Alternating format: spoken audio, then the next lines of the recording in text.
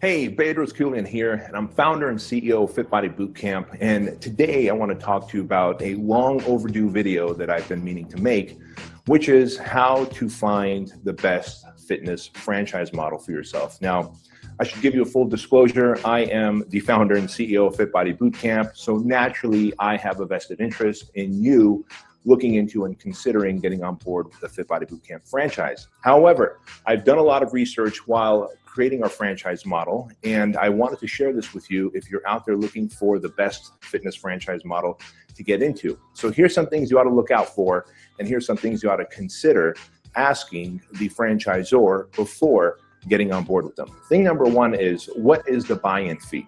And what does the buy-in fee cover? Now, typically, every franchise has a buy-in fee, and that is a source of profit for them, and it's also a source of revenue for them to use for the deliverables they're going to give you in the get-go. For example, with us, we make you a customized website. We're going to send you 14 DVDs in the mail, etc. We're going to do search engine optimization right off the bat.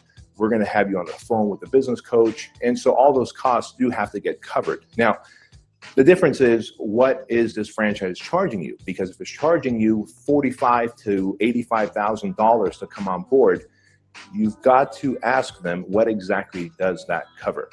Thing number two to look at is the equipment that you're going to buy. Many franchises out there will ask you to buy the equipment through them. And when you buy the equipment to build out the franchise through them, there is a significant markup. And while I'm a big fan of free enterprise and everybody profiting, it's in your best interest to find out what the equipment cost is going to be in addition to the buy-in fee, and what your limits are, whether you can shop outside for the best discount or if you're committed to purchasing that equipment from them. Thing number three to ask and look out for is, what is my franchise royalty fees? Now, the standard practice out there is to charge between 6 and 8% of your gross monthly revenues, which again, depending on the service that they're offering and the support they're giving you as you're on board with them, that may be an awesome thing. But look at it this way. If your franchise is doing $20,000 a month after, let's say, a year or two of being open, and they're taking 6% of that, they're effectively getting paid $1,200 a month on the $20,000 a month that you're making. And as you grow your business to $30,000 a month, that 6% now translates to $1,500 a month. And so you have to ask yourself, am I getting the equivalent of 6% of my gross revenue each month of services, support, and help from the franchisor? Are they helping me grow, or am I growing the business myself and giving them a larger dollar amount each month with that franchise fee? So consider finding a franchise that has a flat franchise fee of a flat dollar amount. Many people know this. I consider myself, Fit Body Bootcamp, as the anti-franchise franchise. We have a flat franchise fee that's very fair, and we make our money on the back end when we help our franchise owners get more clients. I believe that's the proper business model. Your opinion might differ. The fourth thing that you're going to want to look at is, how long is the term of this franchise?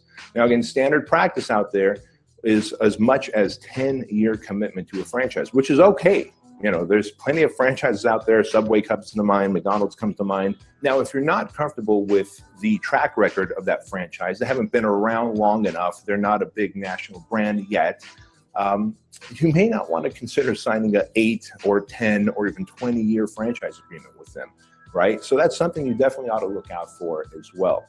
And of course, the fifth and final thing you ought to consider when looking for a good fitness franchise model to be a part of is, what is the level of coaching and support they give you? As a business owner, your problems are going to always change.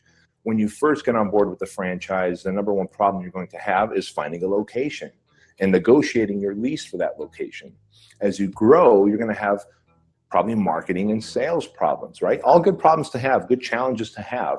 But if you have the support from the franchisor in helping you negotiate the lease and guiding you in the size of location you're looking for, the demographics to open up in, you're going to have a greater success rate from the get-go. And so as you get into your location and as you grow your location, you're probably going to need more staff.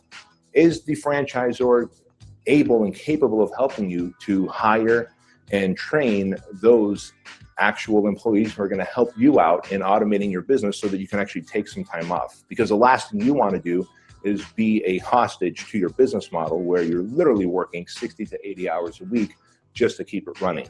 I've seen plenty of people who own franchises out there, and as I've talked to them, we've come to realize that they'd be better off having a high-paying job where they can have more time off than owning their franchise. And think about this. As that franchise location of yours grows and you're ready for a second and third location, you want to have multiple outlets. Is the franchisor able to coach you, consult you, guide you, and help you in developing systems, processes, and automation so that you can grow to location 2, 3, and 4?